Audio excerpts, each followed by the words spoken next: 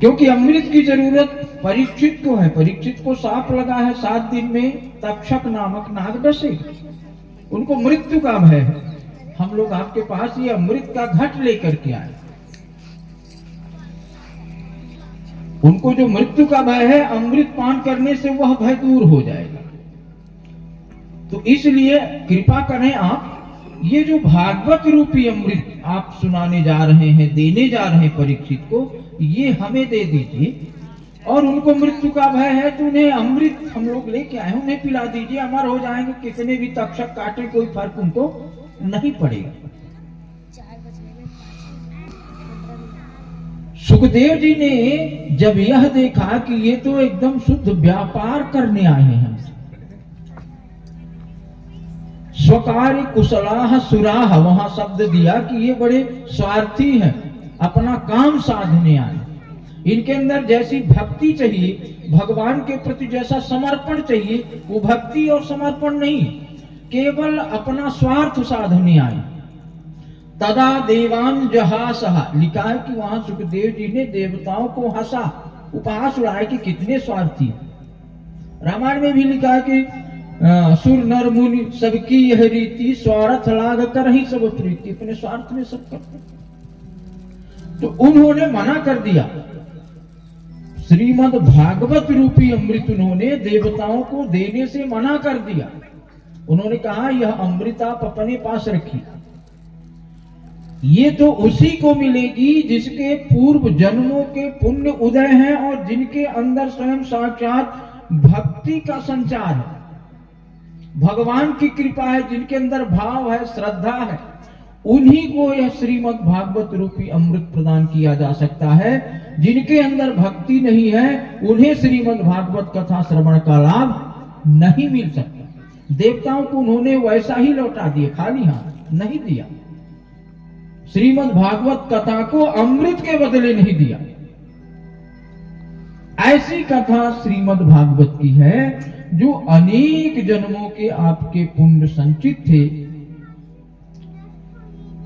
आपके पूर्वजों का परम आशीर्वाद आपके साथ था।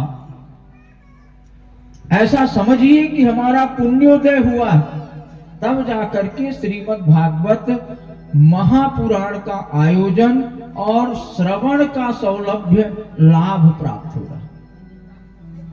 ये बिना भगवान के कृपा से संभव ही नहीं है। आपके पास कितना भी पैसा हो जाए, सब कुछ हो जाए, भगवान की कृपा नहीं है तो आपको श्रीमद् भागवत कथा श्रवण का लाभ नहीं प्राप्त होगा। देवताओं को नहीं हुआ, हम तो मानव है साधारण। बड़ी प्रसन्नता का विषय है कि आपके गृहग्राम में, आपके घर में श्रीमद् भागवत का आयोजन हुआ। और श्रीमद् भागवत में एक महत्व और बहुत बड़ा है। आप जिनसे कथा सुनते हो वो परम विद्वान हो, ब्राह्मण हो, ऐसा श्रीमद् भागवत के महात्म्य में ही लिखा है। दृष्टांत कुशलो धीरः वैष्णवो विप्रो वेद शास्त्र विशुद्ध कृत। तो भागवत के जो वक्ता हो वो विद्वान हो, बहुत सुरीले हो, दर्शनीय हो, लालची न हो, तमाम उसके विशेषण हैं। और संयोग बढ़िया है, आपके व्यास जी, हमारे छोटे अनुज, इन सारे गुणों को पूर्ण करते हैं। एलिजिबल है अंग्रेजी में एक शब्द। तो बड़े सौभाग्य का विषय है कि इनके द्वारा आपको श्रीमद् भागवत अमृत रूपी कथा का पान कराया जा रहा है। ये बड़े सौभाग्य का बात है। बहुत बढ़िया सुरीले हैं, बड़े अच्छे भागवत के बाल व्यास है कहना चाहिए। मैं तो जब से जान रहा हूं तो भागवत कर ही रहे। तो इनका जो भागवत का अभ्यास है और अन्य लोगों का जो होगा उसमें अंतर होगा।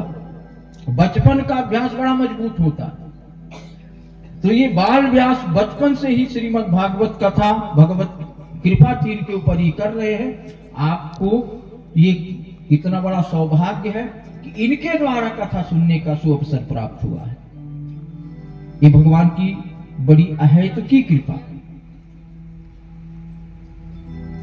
7 दिन तक दत्त चित्त होकर के आप लोग कथा श्रवण करें, साथ में अन्य अपने आस पड़ोस परिवार रिश्तेदार सबको ले आइए, इसका भी बड़ा महत्व है। आप अपने साथ 3-4 लोगों को लाते हैं तो उनको जो पुण्य मिलेगा तो मिलेगा, आपको भी मिलेगा। ये भागवत में ही लिखा कि आप अपने से तुलसी दल दीजिए, निमंत्रित कीजिए, बुलाइए,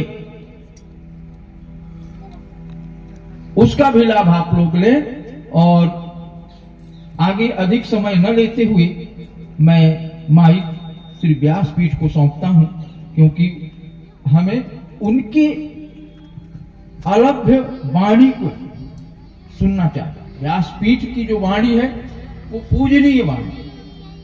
तो अधिक समय न व्यतीत करते हुए मैं अपनी वाणी को यही विराम देता हूं। बोलिए श्रीमद् भागवत महापुराण की जय। श्री व्यास जी भगवान की जय।